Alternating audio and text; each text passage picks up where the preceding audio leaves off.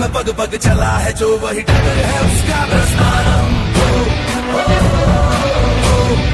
এনজির আন্দোলন আর প্রতিবাদ তো অনেক দেখলেন, চলুন আজকে আমরা আন্দোলন সম্পর্কিত কিছু ভোক্যাবুলারি জেনে আসি। প্রোটেস্ট